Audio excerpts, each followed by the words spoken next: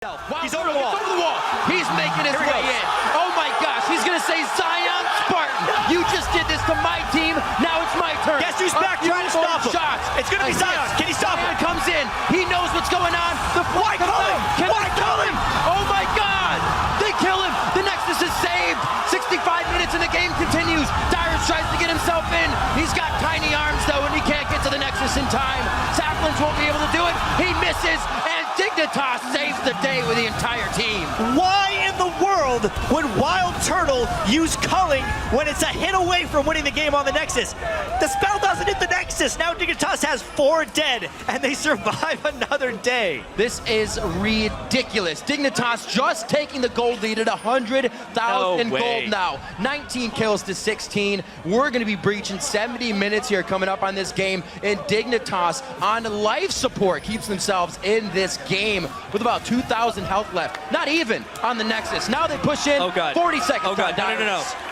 Oh, there's another one. No way. A new challenger approaches. Amazing. Turn on the frenzy. Here we go. The Nexus is still pretty low. It does heal. That's it. Nobody's got it. No one's got it. Ladies and gentlemen, game number 3, 1-1. TSM wins game number 2.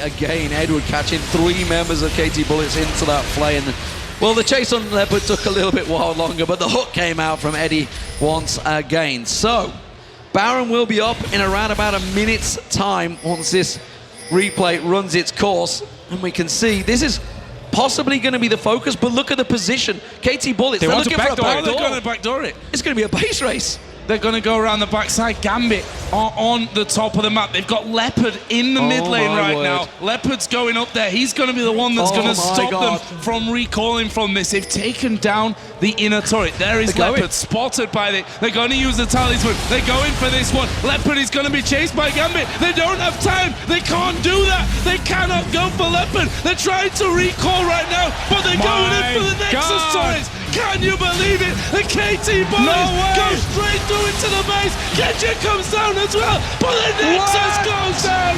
Oh my God! Can you believe it? The KT Bullets in amazing fashion go through to the grand final of the Intel Extreme Masters World Championship.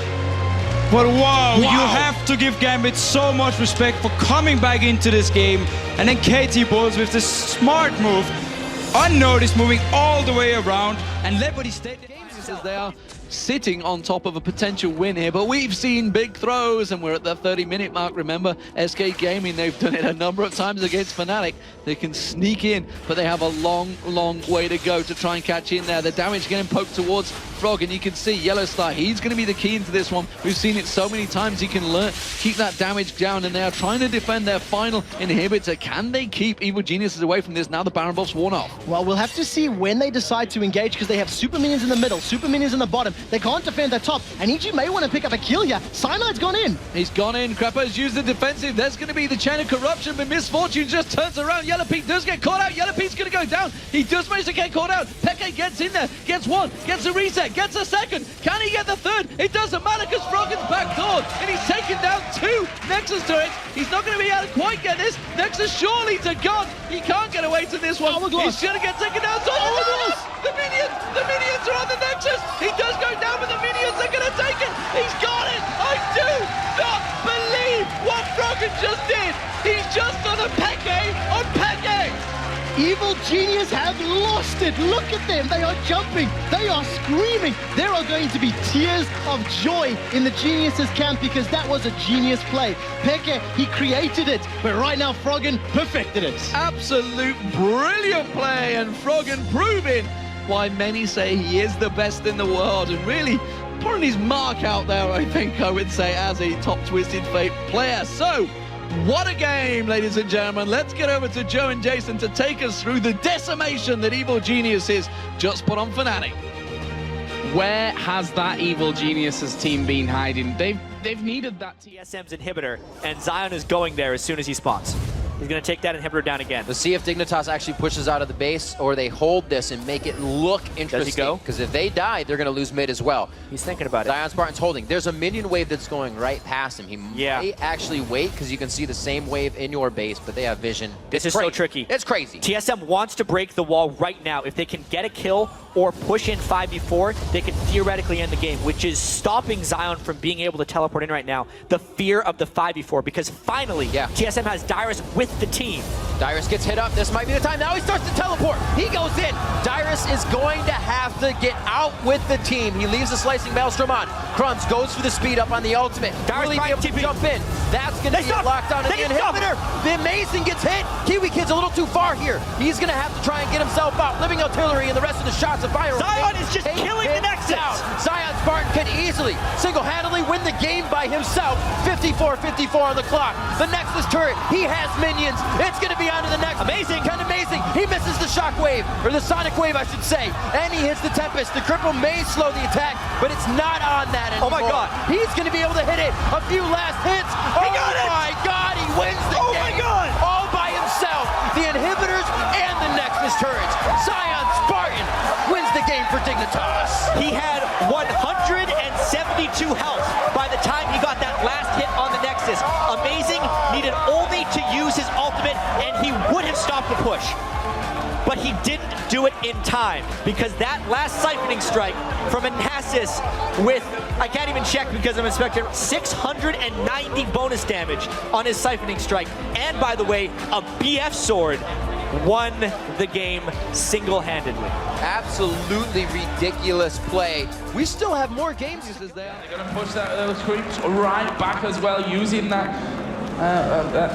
Never mind. The ultimate coming out of Ezreal to concentrate on this one to get through. There's a massive going creep to see them pushing. Yeah, they've got a lot coming down there as well. They need to be careful that one, SK, but the damage they've got, they can probably finish this one off. It's 5 versus 4 anyway. It looks like they're going to go for that middle inhibitor turret and the inhibitor as well. XPK's still got 45 seconds until he can spawn back into this one. Inhibitor turret does go down. Inhibitor they will go for as well. They're going to go towards the inhibitor. They've got to be careful because they are super minions going down that mid line, but they're going to try and finish this as quick as possible.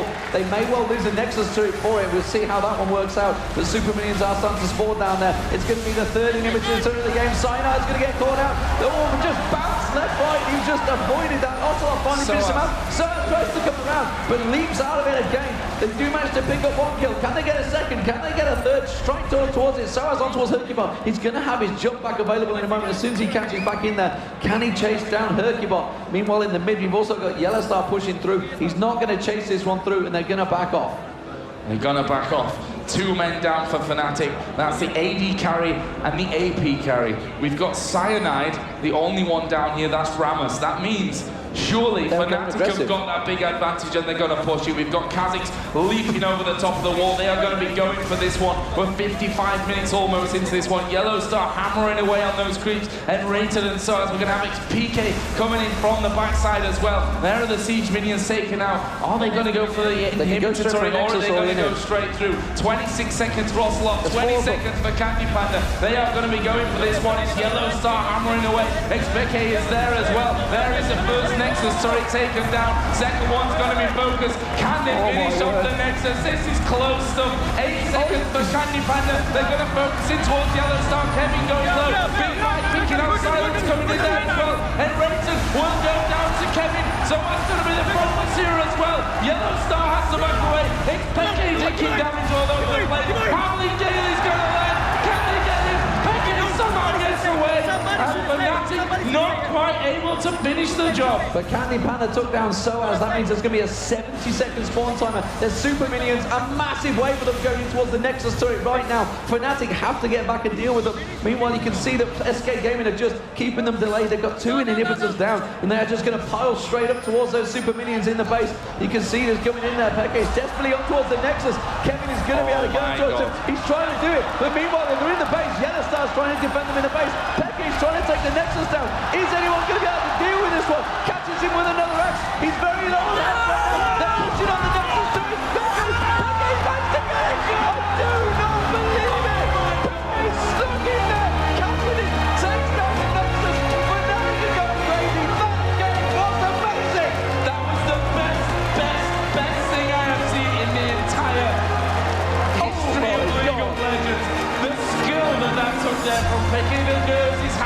have been shaking. My God, probably a burst blood vessels trying to do that there at the end. That was insane. They were on both Nexuses. It was so back and forward. What a crazy game. You've got to take your hats off to these two teams. They really put everything into that match. SK Gaming, of course, coming into this one, they wanted to give everything. Fnatic saying they were only going to give 50%. I think they gave a lot more than that in that game. 50%, if that's 50%, season 3, Fnatic are going to destroy everyone with blindfolds on. That was pretty insane stuff. SK, you can see on their faces there, every single one of them going to be disappointed with that one. They had it in their hands. They were pushing those inhibitor turrets. I wouldn't say that it was a clear-cut 100% win for them. But Joe, how They good is definitely this? had it. How good is this? This is going to happen every week.